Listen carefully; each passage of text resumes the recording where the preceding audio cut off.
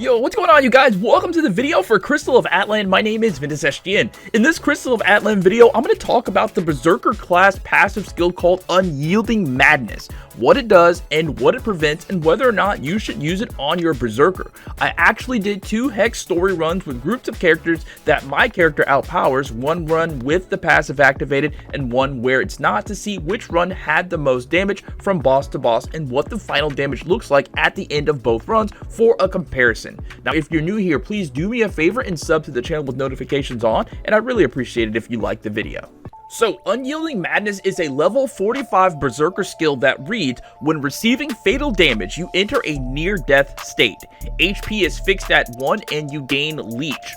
All damage and healing will be calculated after 10 seconds. Cooldown 120 seconds. When this passive is not learned, gain an 8% frenzy damage bonus that can exceed upper limit. Skill effect. When near death, gain Leech, converting damage into HP. So basically what that means in a nutshell is when you take enough damage to die every 120 seconds, you don't die. And in 10 seconds, you need to deal enough damage to heal yourself or you will actually die.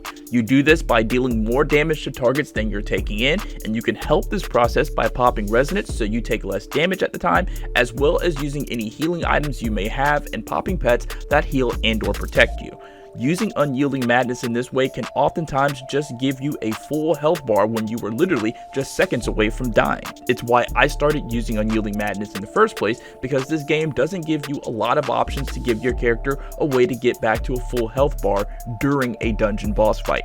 It's essentially just a way to cheat death, and for the experienced player, it's a way to deal a massive amount of damage using the finisher ability, Final Cataclysm. Final Cataclysm states in its description, the Berserker accumulates fury as they lose HP. The lower the Berserker's current HP, the more fury they can release at once, dealing devastating damage. At my character's current level, it deals 10,800 to 14,640% physical damage based on HP lost. That's why it's a good strategy for Berserkers to purposely stand directly in the path of attacks so they can soak in as much damage as possible so they can unleash Final Cataclysm to do increased damage. Having Unyielding Madness as a passive skill helps with this because it prevents you from dying. But is this the best strategy for Berserkers overall? If you look at the last line of Unyielding Madness, it clearly states when this passive is not learned, you gain an 8% frenzy damage bonus that can exceed the upper limit. To make this make sense, we now have to look at the Frenzy passive in the Berserker skill tree to get better clarity. It says, the damage multiplier of basic attacks and skills will increase based on HP loss. For my current level, it's every 10% of max HP lost, damage multiplier plus 1%. Then it says damage multiplier plus 1% for every 20k HP loss. Both effects can be stacked with a max increase of 25%. This percentage is displayed on the bottom of the Berserker screen while in combat, so you can actively keep track of your damage bonus multiplier so you can best decide when to use high damage skills or skill combos or finishers.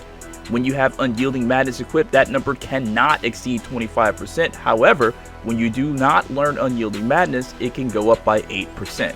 Now, with all of this knowledge, I did 2 runs of Hex Story just to compare the damages, and I know a lot of factors will change outcomes, mostly who I'm in the dungeon with and how much damage I'm able to do, as well as how many ultimates I use, etc. My expectation was that no matter what, the run I didn't use Unyielding Madness would still result in more damage no matter what, even if just a little more because of the damage multipliers, but this was not the case. Both runs I did of Hex Story with and without Unyielding equipped, I had a group that was far weaker than my Berserker, meaning that I was top damage in both runs. For the boss in both runs, I had to go to my teammate's rescue, allow me to do more ultimate damage each time.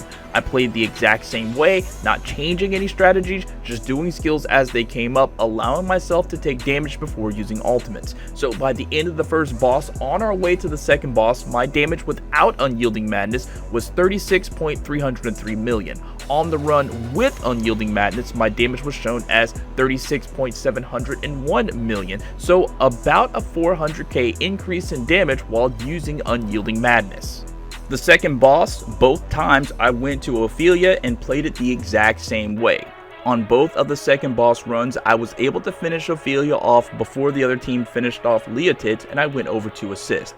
At Ophelia's death, my damage without Unyielding Madness was 71.989 million.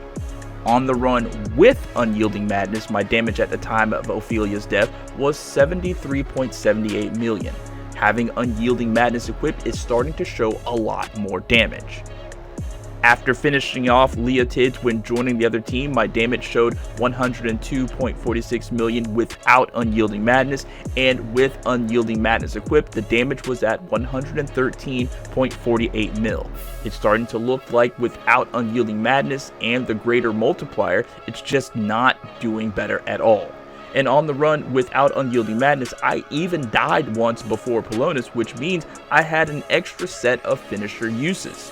After the third boss of the story, Palonus, the fire guy, my damage without Unyielding Madness was 168.83 mil, and during the fight I didn't die once. On the run with Unyielding Madness, my damage was shown at 180.96, but on this run I did die one time, catching up to my other run with the extra 2 finishers. On the final boss room where damage could be continuously dealt, and on both instances my teammates kept dying and were of no real help in dealing damage, I managed to finish the dungeon on the run without Unyielding Madness with no extra death, with a final damage of 313,894,619.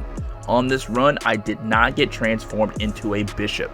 On the final boss room with Unyielding Madness equipped, I didn't become a bishop here either, but I did die twice, which can account for some of the extra damage on the end screen, which was 330,282,146. However, I think that looking back on all of the damage totals at the end of each boss, it's clear that, at least for me and my playstyle, having Unyielding Madness is more of a help in the damage department than not having it.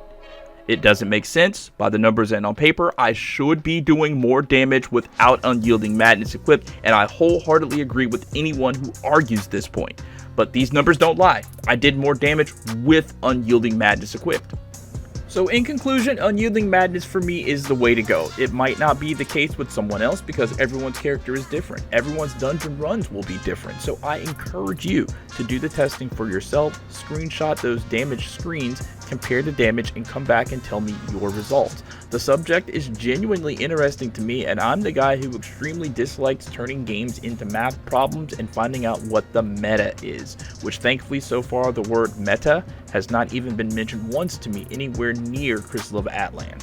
One final thing before I do end this video, if you're on Sighing Wind 1 and you're active, I'm looking for people to join my fleet. The fleet ID is 8891461. So many people joined the fleet the week 1 of the game being released, but a lot of them just really stopped playing.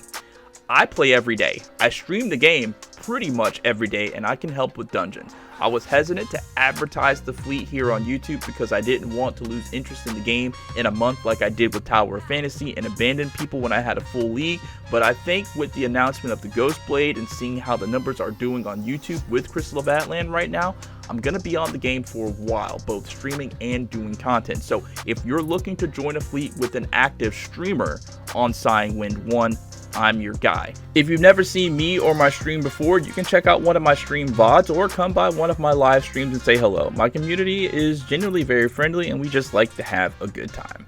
Alright, so that's going to be it for me. My name is Ventus SGN. Thank you guys so much for watching, and I'll catch you next time. Peace out.